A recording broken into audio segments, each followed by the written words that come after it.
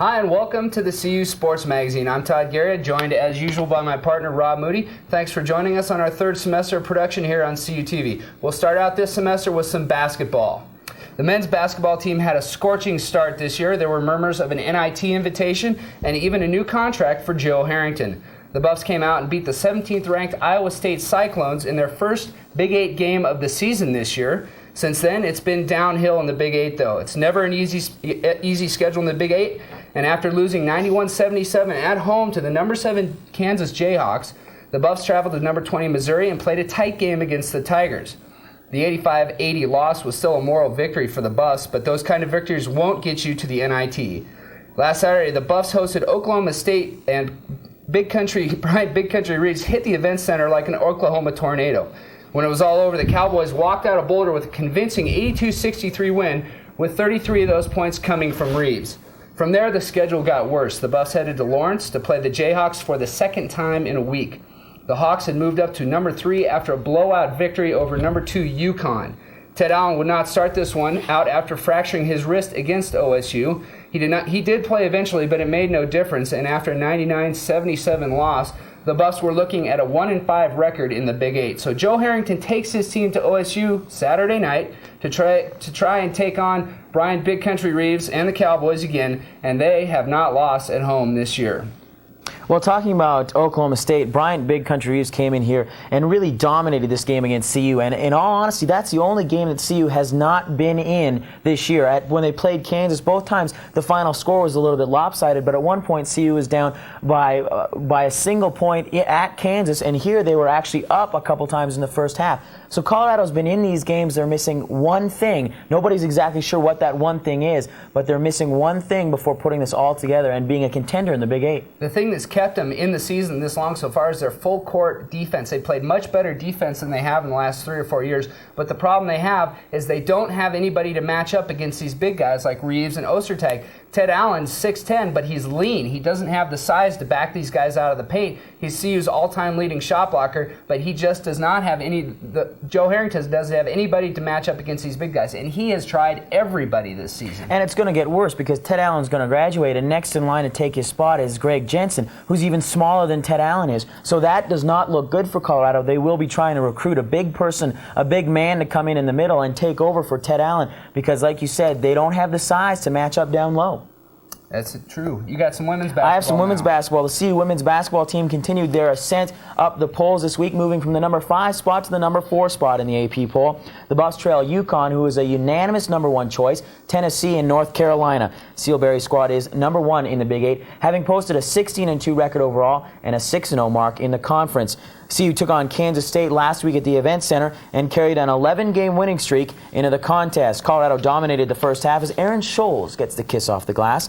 And then the passing was on for Colorado as well, as Shelly Sheets would look down low, and it Isabel Fijalkowski counted with the foul. And then someone you don't expect to come up with a whole lot of rebounds in the paint, Shelly Sheets pulls this one down, throws up a wing in the prayer, lands on the floor, and the bucket goes. The fast break, the French connection from 15 feet, Fijalkowski got it. Colorado led 39-27 at the half, but things started to bounce K-State's way. Gator hits on a pass from Stiers, and then Stiers on the inbounds pass will hit for 2 and the foul. The lead is 1 when from off the screen, that's Decker way out there, she buries a 3, and then Stiers hits a tray of her own to tie the score at 49. Fijalkowski had seen enough. The French connection, the steal, the length of the floor, the layup, and Colorado takes the lead again. Then Amy Palmer caught fire, hitting 3, count them, 3 3-pointers in just under 2 minutes. There's the second one. Here comes the third to round out the trifecta. Colorado never looked back, winning the game 76-66. CU takes to the road this weekend against Oklahoma tonight and Oklahoma State on Sunday. The women still have some tough teams ahead of them to play in the Big 8 schedule, and it gets only worse when they head to the NCAA tournament. But I think, and Sealberry will probably agree with me, that this is one of the best teams that she has ever coached. Well, one of the things that she calls it an honor, and it probably is, of coaching Isabel Fijalkowski. Fijalkowski coming over from France for 1 season. She is considered a senior by the NCAA. She is a dominant player down low. I mean, with her and Aaron Scholes and Reagan Scott down low playing in those post positions, Colorado is virtually unstoppable down there. And when Amy Palmer catches fire and starts burying threes from all over the court, Colorado is going to win hands down. They have a tough game coming up next weekend against Kansas, and that will probably decide who's going to win the Big 8 title. Colorado going after their 4th in a row. And as you said, they have all the key players on this team this year. They have the big people down low. They've got the middle shooters like DeSelle Thomas, take it to the hoop, and Taisha Jones. And then they've got their long gunners in Amy Palmer and Shelly Sheets. So they've got it all this year. They have no weaknesses, and you saw it in the highlights there. When Kansas State was rotating to help out or double team on another player, somebody else is open somewhere, and they have the players to find it. You know, Amy Palmer or Shelly Sheets gets the ball to Fijelkowski down low, or Fijelkowski kicks it back out. They find the open person, and they just don't miss when they have those open shots. Well, you mentioned another important name for this team. That is DeSelle Thomas. She's a junior this year, and she will step up next year and be the leader of this team. DeSelle Thomas is a great basketball player. She's fun to watch, and when Shelly Sheets graduates at the end of this season, look for DeSelle Thomas to step up and lead this team next year. And there's one of the advantages for Seal Berry. She's just got players right on down the line that are going to take this team for a long time. And when you start winning like this, the recruiting comes a little bit easier than it did when Seal Berry started out here putting together this program, but she's done an excellent job. We're going to take a break, and when we come back, Seal Berry and Carol Kellen will be here on the set to let you know all the insights into the women's basketball team. So stay with us.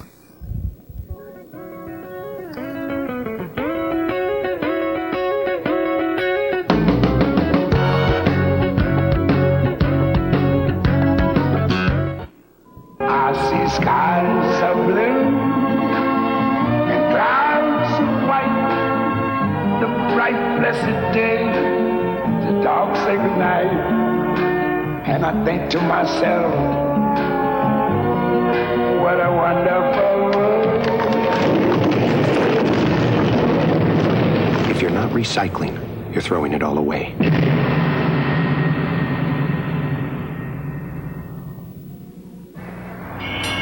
My friend Nancy's been doing a lot of drugs. I know it's catching up with her. I can see it coming. But what can I do? If I say anything, she'll think I'm not cool. And I don't want to lose a friend. I mean, it's her life. Right? If you have a friend who's in trouble with drugs, don't just stand there. Do something. What would you rather watch on Saturday morning? This? Way back there, and we were cutting out shapes and putting them on and then painting around them. Or this? Does this excite you? Am I the bulb that carries the light, or am I the light of which the bulb is a vehicle? Or is this more to your liking?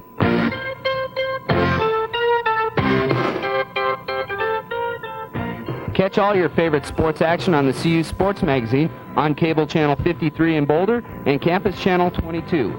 You can see us every Friday afternoon at 5:30 and Saturday mornings at 10:30. Some people still don't realize how space technology benefits everyone. Well, you've played a detective. Why don't you give him a clue and I'll be your helper? Okay, partner, look at this. Without warning, hurricanes can take a huge toll in lives and property. But with space satellites, we now have ample warnings. And thousands of lives have been saved. Hey, Carol, we're a great team. We're a great item. Space technology. This is what's in it for you. There's no place like home.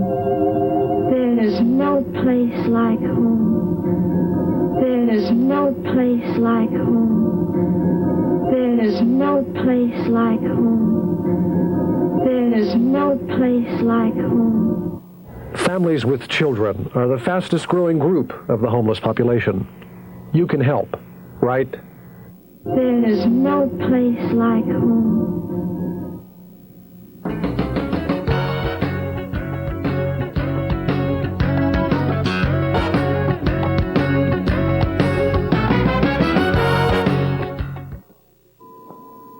Welcome back to the CU Sports Magazine. I'm Carol Callan from KTLK Radio, and joining me is Seal Berry, the University of Colorado women's basketball head coach. Seal, your team has started to show some real consistent success. You're searching for a three-peat of the Big 8 title. You're sitting at 16-2, 6-0 in the Big 8, and ranked in the top 5 nationally. What are your keys to success that you can do this consistently year in and year out?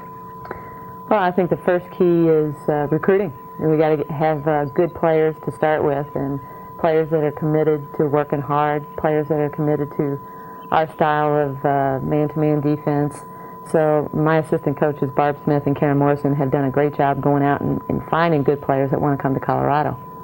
When you talk about recruiting good players, they're high school all-stars, and one of the strengths of your team is that you get your players to accept their roles, perform well in those roles. How do you get a bunch of all-stars to come in and accept those roles? Well, we promise them that we're going to win. If they accept their role, if you got a player like Erin Scholes, who's a tremendous rebounder, and you really want her to get on the boards and sacrifice a little bit of scoring, be a great passer, hit Isabel Fijalkowski down low, I think you convince her, number one, she's going to get playing time, and secondly, that we feel like we can win. I think inside every player, they want to win more than anything else. Since the Washington tournament, your team has been extremely successful. They played well, they played together well. What is it that happened since then and now into the Big 8 that you like especially about your team? Well, I think since the Washington tournament, we got a tremendous amount of confidence out of that game. Being down 9 in the second half with Isabel on the bench and being able to come back and beat them in a pretty adverse environment, I think we got a lot of confidence. And I think the thrill of winning Big 8 titles in the past has kind of motivated us to want to win another one. And the team is very together. I think their personalities blend. And so I think we have nothing but good things ahead in February. Friday night you have the victory over Kansas State. You're 6-0 in the Big 8. You still have yet to play Kansas, but you're heading into basically round 2 of the Big 8. Let's look at a few of the highlights from the game Friday night and talk a little bit about some of the individual play of your team. Well, Kansas State is in a man-to-man defense right there, and this starts our run. Amy Palmer hits a three-point shot. I think at this point we're working hard. Amy has been our spiritual leader. She's got a lot of enthusiasm. She'll step in and take charges. You see Chanel Stiers kind of jogging along on the inbound pass. Stiers had 22 points, and you got to give a lot of credit to Brian Agler from Kansas State because he gets Chanel Stiers the ball in key situations where she can score. They're a very patient team. They were doubling up on Andrea Jones. They're working around Stiers for the three-pointer. We're in a zone right there. And that does show the flexibility of your team, that you're doing different things this year. Well, I think we were forced to. Kansas State had made a big run. There's Taisha trying to get that rebound going out of bounds. But K-State just had a big run, and we called timeout, and we rarely switched to a 2-3 zone. But we're in the zone again coming down here. And I think Kansas State right now is kind of wondering, are they really in a zone? You can see DC out on the ball. They're kind of shifting in our zone, working pretty good. Isabel, I think part of the reason was to protect her. She's in a little bit of foul trouble. I think they're very patient. We have the ability to rest a little bit on defense when we go to a zone. Again, shot a little bit long by Stiers. I think Palmer's going to hit another 3 here. There it is. And you can see our bench is pretty excited about that. She always sort of saves those threes for the big moments in the games. I mean, she'll go along and miss a few, and then all of a sudden, she and the crowd kind of get together. Yeah, I think one thing about Amy that impresses me is her confidence. She keeps throwing them up there. I mean, the Iowa State game, she missed quite a few, but then she hit two in the second half. But she's going to hit another one coming down here, or this might be where Isabel hits a follow shot. Yeah, I think it is. DC drives middle. Isabel on the follow. Isabel's been very, very consistent. And from France, kind of a great find for a year. She's had some foul trouble, though. Do you feel confident that she's overcoming that? You know, this foul trouble business, I think that the coaches in the Big 8 have kind of latched on to the idea that one of the ways to beat Colorado is to get on the officials early about Isabel. She can barely move in the low post, and there's going to be a foul called on her. You see Rebecca Lobo or Carol Walters for Connecticut or Dana Johnson for Tennessee, Tiffany Johnson. Those players aren't fouling out. Not to say that Isabel doesn't foul on occasion, but I'd like to see the refs give her an opportunity to play a little bit. You'll see Palmer hit her 3rd, I think. And we're working around. That's our secondary offense. They set a double screen for Amy. Nothing's there. Good patience. Set a screen, bring Isabel up high. Shelly Sheets sets a great screen on number 13 right there. Comes up, bumped her a little bit on the shot. That was a nice 3. Talk a little bit about, you've had in the past great seniors on your team. In the years that your team has achieved the most, your team has been dominated by seniors. This year you have only 2 seniors, but what a great twosome. Yeah, I mean, we're going to really miss Shelly Sheets. I mean, she has really exemplified the kind of leadership from the time she was a sophomore on, and the kind of competitiveness. She's the kind of player that you don't replace. You just hope that everybody else steps up, and then getting the opportunity to coach Isabel for a year and have her in our program and see her progress and have her step in and keep us competitive has been a tremendous experience for me as a coach. You don't get that caliber of athlete to come along very often, but it's going to be difficult when those 2 graduate. I'm kind of looking forward to it. Every year is a different challenge. Let's talk about this upcoming weekend.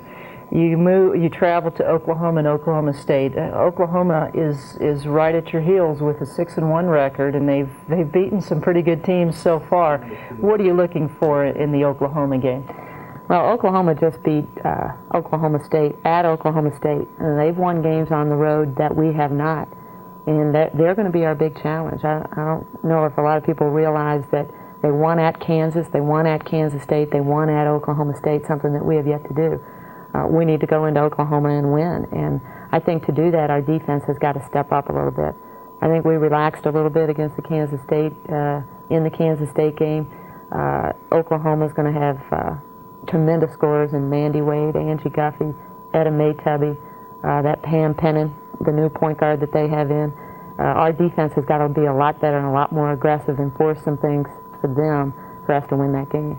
It's also going to be a tough month in the sense that you go to Oklahoma on Friday, then you turn around and you're at Oklahoma State, then you get the Kansas-Missouri home weekend, and you close out February with a trip to both of the Kansas schools. It's women's basketball at its best to have that kind of a competitive schedule, but how are you going to continue to keep the emotional level high that if there is a lump or a bump in the road that they don't respond negatively to that? Well, all season long we've talked about the NCAA tournament, and the NCAA tournament being our focus, our seeding in it, what region we're going to be, how far we're going to go. This team really wants to do well in the NCAA tournament, and in a way I'm kind of glad we have tough games in February. Whether we win them or not, we need to be challenged. We need to be stretched. We need to be playing good 30 to 35 minutes of good basketball rather than 20 to 25. And our schedule in February is really going to force us to play good basketball. I think we want to win the Big 8, but I think that first and foremost we want to go to the Final Four and win the national championship. And if we suffer a loss, we've got to take that as an opportunity to get better. The NCAA is the big prize, and there are some teams that reach it consistently. You're on the sort of right at the door. What do you think your team needs to do to get over that hump? You've been to the Elite 8, you've been to the Sweet 16 several times. What is it you want to see from your team in this last month to be able to say to you and give you the confidence that you're ready to get to the Final Four? Well, I think you just mentioned it when you said confidence. I think the real key for Colorado is confidence. I think the great teams who've been in Final Fours have a tremendous amount of confidence, and their coaches have a tremendous amount of confidence. They believe that they should be there. They believe that they are the best team. And I think this is maybe the first year that I've really felt like we have a team that is one of the top 4 teams in the country. I think we can compete with Tennessee, Connecticut, anybody in the country. I feel like that we're on par with. Well, the major step starts this month. Good luck, Seal, this weekend, and we will return to the CU Sports Magazine with Todd and Rob in just a few minutes.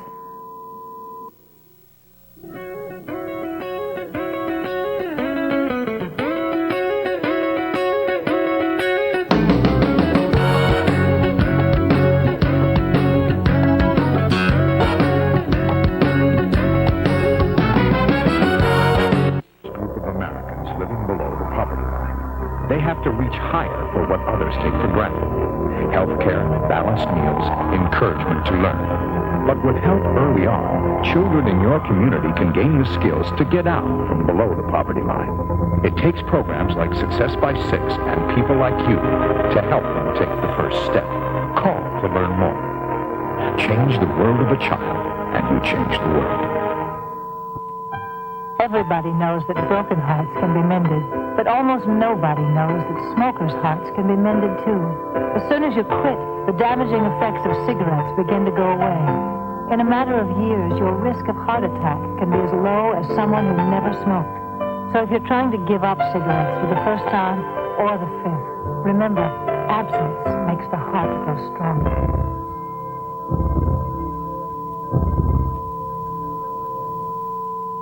On Saturday morning, this, Way back there, and we were cutting out shapes and putting them on and then painting around them. or this. Does this excite you? Am I the bulb that carries the light, or am I the light of which the bulb is a vehicle? Or is this more to your liking?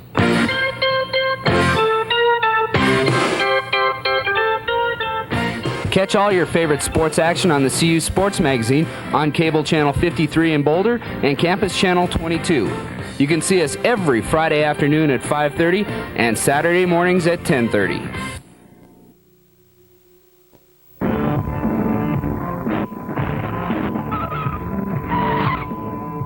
Having problems with your condominium or homeowners association? There is a simple solution. The Community Associations Institute, a non-profit organization, solves financial, personnel, and maintenance problems for homeowners associations throughout the nation. For more information, call 799-1336 today.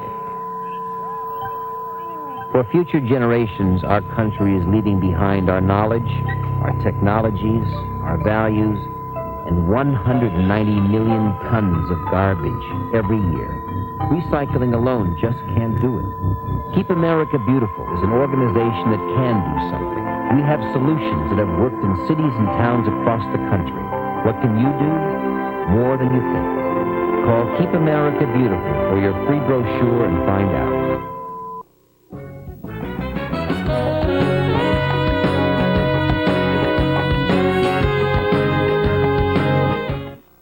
Welcome back to the CU Sports Magazine. We got some football news for you today.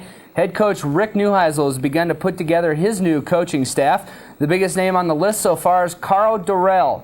He will take over the offensive coordinator duties for Elliot Uzelac. Dorrell was the receivers coach at ASU before joining the Buffs. Dorrell and Neuheisel have worked together. They were players and teammates at UCLA in 1984. In other football news, the NFL draft is approaching, and CU has quite a few candidates for the draft this year. The list looks like this: offensive tackle Tony Birdie, Shannon Clavel, tight end Christian Fourier, Darius Holland, Chris Hudson, the Thorpe Award winner, Ted Johnson, Rashaan Salaam, of course, the Heisman Trophy winner, Cordell Stewart, Derek West, and Michael Westbrook. They will all participate in the NFL Combine this month and look for most, if not all of them, to go in the draft this year. I think one of the things that Colorado has as far as this senior class goes is that, just like you said, they could all go in the draft, but not only that, they could all be gone by the time the 5th round rolls around. If you look down there, there's a lot of talent on that list on the defensive side of the ball. You have, on the offensive side of the ball, you've got Cordell Stewart, who I still think can make it as a quarterback in the NFL, and you've got Rashaan Salaam, who was the best player in college football, won the Heisman Trophy. And so I think that this is one of the best senior classes that Colorado has ever had. We will talk in just a couple minutes about the freshman class coming in. They got a great senior class going out. Well, you got to look. The offense was the number 3 ranked offense this year at the end of the season, and they just blew away Notre Dame in the Fiesta Bowl. So you got to think there's got to be a lot of players off of this offensive team that are going to go in the draft. Like you mentioned some of the big ones. The nice thing for Coach Neuheisel, though, is he has a lot of players who are going to step in and be able to replace the players that he lost. So CU's really not losing all that much next year, and we'll talk about that more in a little bit. I agree. Let's take a look at some Buff Bits. First of all, this week in Buff Bits, let's talk about the 3rd-ranked CU ski team. The Snow Buffaloes have won the first 3 events of the Western NCAA ski season. Last weekend, Colorado won the Denver Invitational over the University of Utah and local rival Denver University. CU's Greg Bachheister won the Giant Slalom. It was the sophomore's first collegiate victory. Turning to tennis, Colorado won 2 matches last weekend. The men's team shut out DU and then turned right around and beat Southern Colorado. And the last bit of Buff Bits, the CU indoor track team heads to the Air Force Academy this weekend for the U.S. West Invitational. CU will compete against Air Force, Arizona, and Texas A&M. Currently, the women's cross-country team is ranked 10th in the nation and the men's team 23rd. Todd? As promised, more football news for you. Thursday